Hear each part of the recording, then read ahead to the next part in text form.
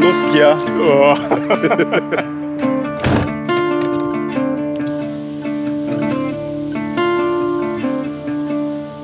Ein Rundumblick, also mein Schlafdomizil.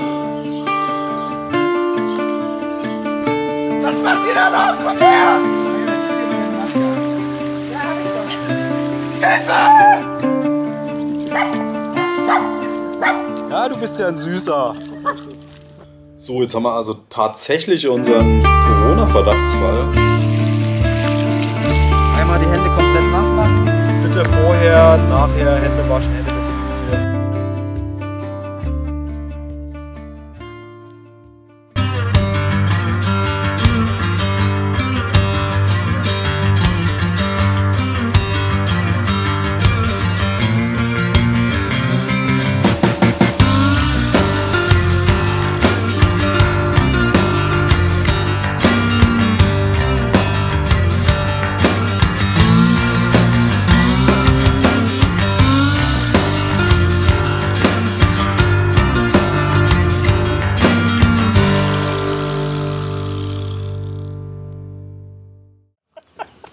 Nimm die Kinder alle mit, bitte. Melissa, es war schön. Bis dahin. Bis Tschüss. nächstes Jahr. Ja, hoffentlich. Ciao. Würde mich freuen.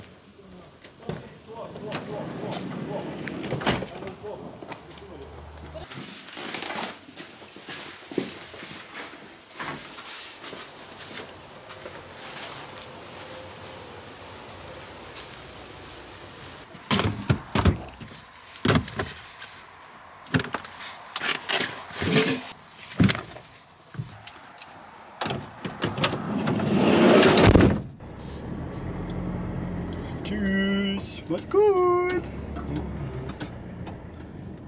Blick nach links. Nach rechts. Blick nach rechts.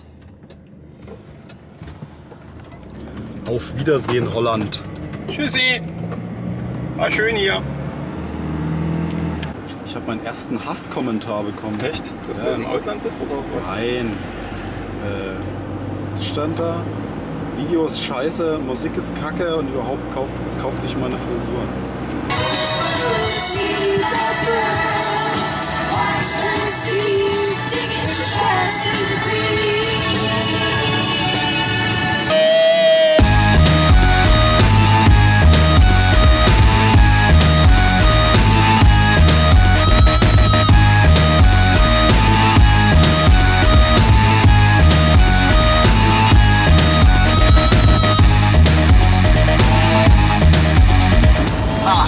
Ja, aber mussten wir nach Hause schicken. Bis zum Arzt. Ergebnis steht noch aus. Und dann? Naja, und dann sind wir ja, da wir die Dinge eingehalten haben, eigentlich, wie sagt man, Kontaktperson zweiten Grades. Deswegen ist gar nichts und dann.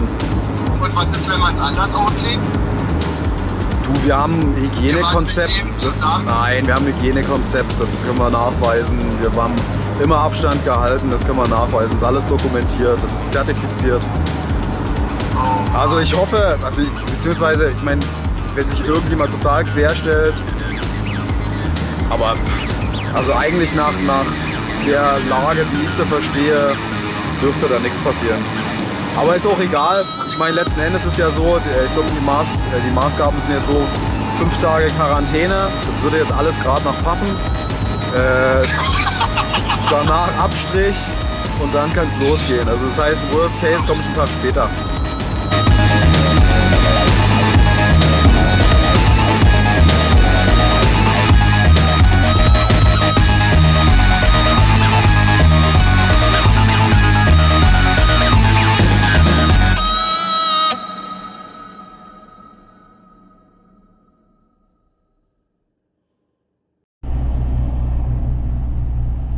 Ich bin jetzt tatsächlich auf dem Weg zum Flughafen.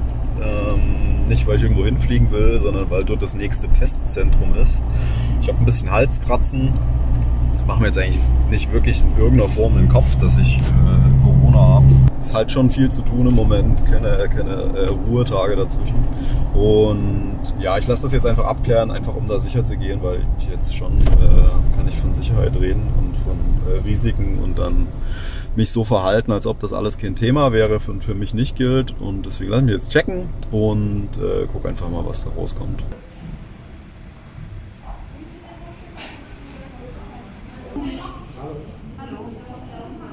Sie machen die Zunge schön raus.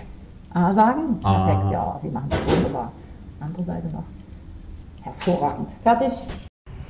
Also das war jetzt erstaunlich und sehr erfreulich unkompliziert. 24 Stunden, da weiß ich Bescheid. Mund auf, Stäbchen rein, fertig. Cool. Dinge, die mir jetzt vom letzten Training in Holland hängen geblieben sind. Das erste ist der Punkt, dass wir alle in einem Boot sitzen.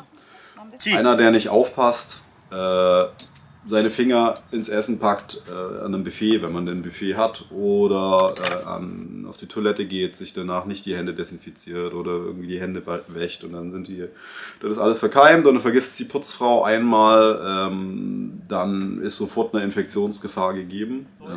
Ich kann also mich selbst versuchen zu schützen, aber wenn mein Umfeld nicht mitmacht, wird es sehr viel schwerer. Also das heißt, da muss ich mich sehr viel mehr absondern von allen anderen. Ich kann natürlich diese Eintrittspforten schützen, also meine Eintrittspforten schützen, indem ich mir Hände wasche, Hände desinfiziere, vielleicht so eine Maske ins Gesicht packe.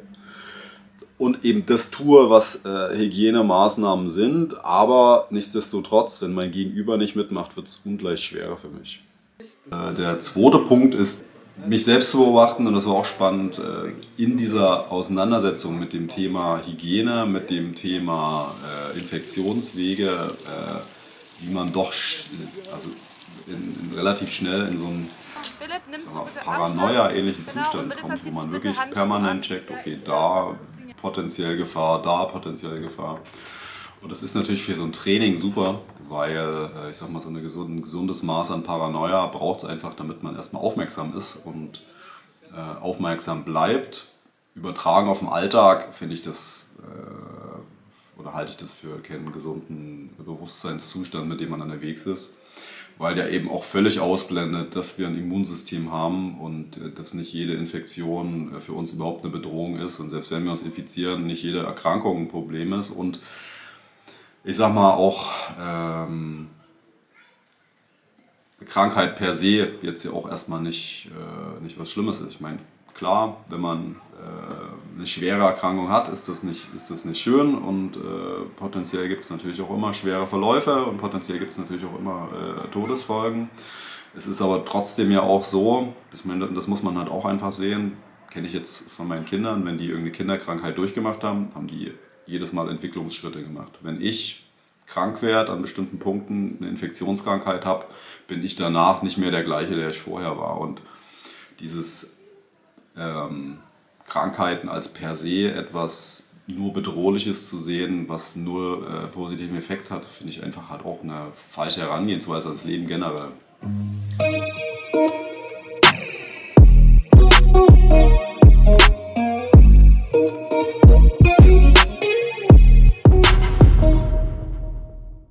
Gestern ist auch schon der Test gekommen, also das Testergebnis. Dazu muss man sich diese Corona-Warn-App runterladen. Alternativ kriegt man natürlich auch Bescheid, aber nur wenn der Test positiv ist. Ich habe es mal gemacht und da kann man hier sehen, Ihr Ergebnis liegt vor. Befund negativ, hervorragend, ne, vom 12.09.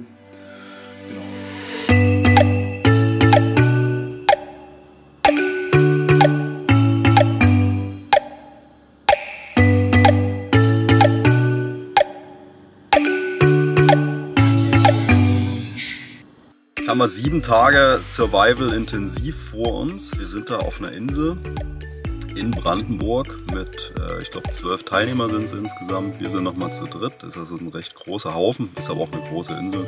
Da ist eigentlich nicht viel los. Da gibt es im Prinzip nur uns, eine bewirtschaftete Hütte, einen kleinen Garten, der zu dieser Hütte dazugehört. Aber es sind jetzt keine permanenten Bewohner auf dieser Insel, was die Location an sich sehr geil macht. Die letzten Tage waren jetzt so vom Corona-Stand her, Hygienemaßnahmen, das lief ganz hervorragend, also da gibt es nichts zu beanstanden. Ich gehe fast davon aus, dass jetzt, wenn wir auf dieser, ich sag mal, Ausnahmesituation sind, wo wir auf der Insel sind, wo Primärbedürfnisse plötzlich eine Rolle spielen, wo eben auch nicht das Umfeld so ist, dass man ein Badezimmer hat, dass man eine Toilette hat, wie man das jetzt eben kennt, dass das anders sein wird und dass das sehr viel mehr Fokus braucht, auch von uns als Trainern, da immer wieder darauf hinzuweisen, Abstand halten, Hände waschen, Hände desinfizieren. Ich meine, wir sind natürlich trotzdem vorbereitet, ich glaube aber insgesamt wird das ein bisschen eine andere Nummer werden, wie das jetzt in den letzten Kursen war und bin gespannt, wie wir das umgesetzt bekommen.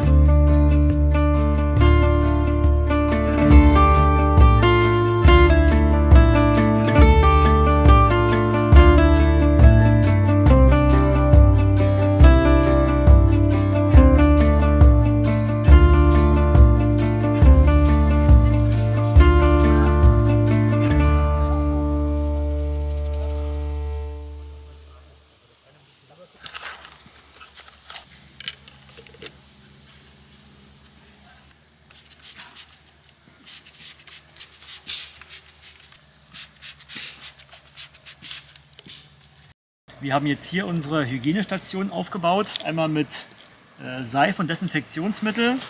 Wir haben hier in der weißen Flasche Bactolin, das ist die Seife. Und hier unseren Wasserkanister. Das ist jetzt kein Trinkwasser, das ist nur für die Hände. Dann haben wir hier das Desinfektionsmittel.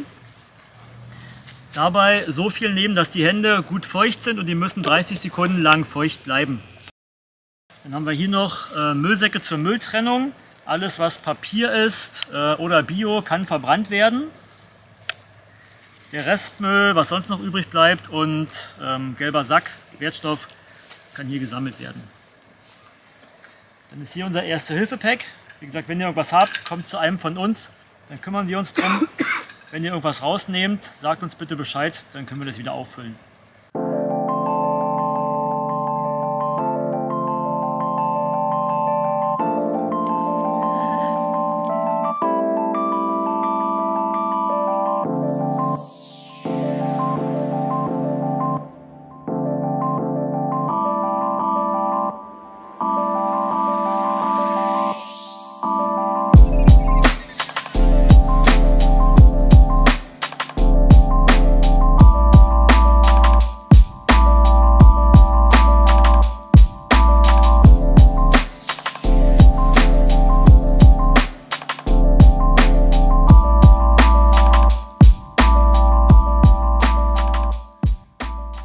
In den ersten beiden Runden erstmal raus. Wir haben genug Personal und David holt gerade Masken, dann kriegt ihr das. Jo, jetzt versuche ich gerade rauszufinden für unsere Selbstverteidigungseinheiten, die jetzt kommen, wie denn eigentlich die Regeln sind hier in Brandenburg. Ich meine, Stand heute ist, dass also Kontaktsportarten in jedem Fall wieder erlaubt sind. Was ich jetzt versucht habe herauszufinden, ist, ob das mit Masken oder ohne Masken funktionieren kann. Und das lässt sich tatsächlich jetzt einfach gar nicht so richtig herauseruieren. Also wir werden deswegen da an der Stelle einfach auf Sicherheit fahren. Masken aufsetzen lässt sich ja trotzdem ganz gut umsetzen. Und der andere Punkt, der noch mit rausgestochen hat, als ich mir die Verordnung durchgelesen habe, ist, dass eben alle Sportgeräte, die man benutzt, ne, seien es jetzt Handschuhe oder was auch immer, dass man die halt dann tatsächlich regelmäßig desinfizieren muss. Ansonsten sieht es aber so aus, dass dem Ganzen mittlerweile zumindest nichts mehr entgegenspricht. Was schon mal super ist, weil die Selbstverteidigung einfach schon Teil von dem 7-Tage-Programm ist und es wäre echt schade, darauf zu verzichten.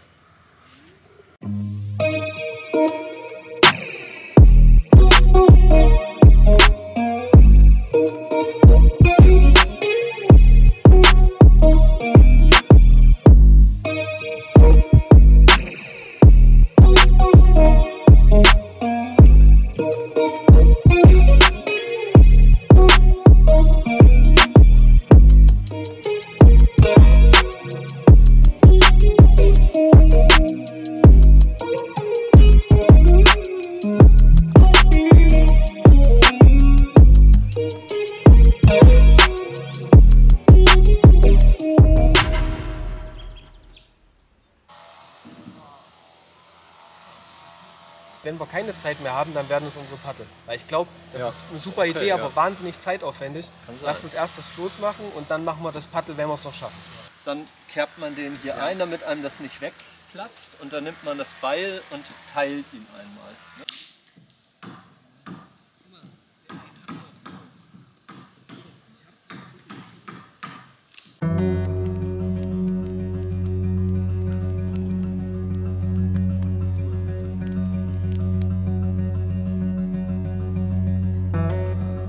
Es war ein krasses Jahr. Und es war ein krasser Sprint, den wir im Sommer hingelegt haben.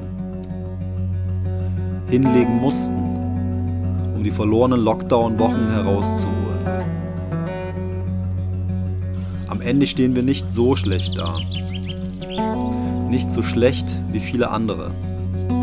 Kranke, Hinterbliebene, Künstler, Kneipenbesitzer, Selbstständige.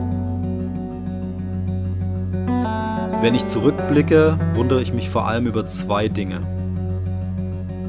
Wie umfassend und vor allem gegen wie wenig Widerstand verbrieft geglaubte Grundrechte eingeschränkt wurden und wie naiv ich noch vor einem Jahr war zu glauben, dass so etwas bei uns nicht möglich wäre.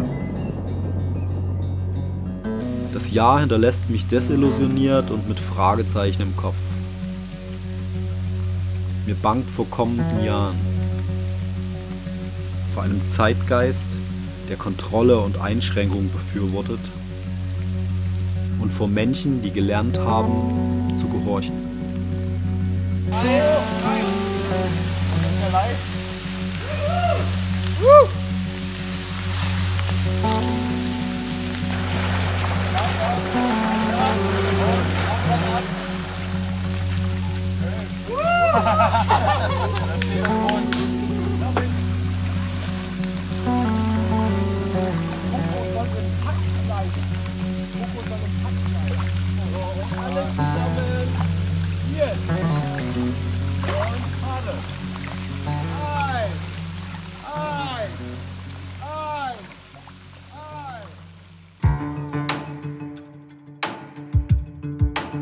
Wie wäre es, wenn wir unverfälschter leben würden?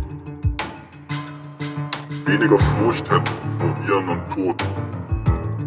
Wenn wir die Augen wieder öffnen für die Schönheit der Welt, auch wenn der Zeitgeist es anders meint. Wie wäre es, wenn wir eigenverantwortlich leben? Entscheidungen selbst treffen, Konsequenzen selbst tragen. Wenn die wir mit Autorität versehen, strahlende Geister wären und nicht einem überholten System versprochen. Wie wäre es, wenn wir unsere Augen nicht verschließen würden und unsere Weltsicht nicht durch Einflüsterung getrübt wäre? Wenn wir Wahrheit sähen und nicht der Stimme der Angst folgen?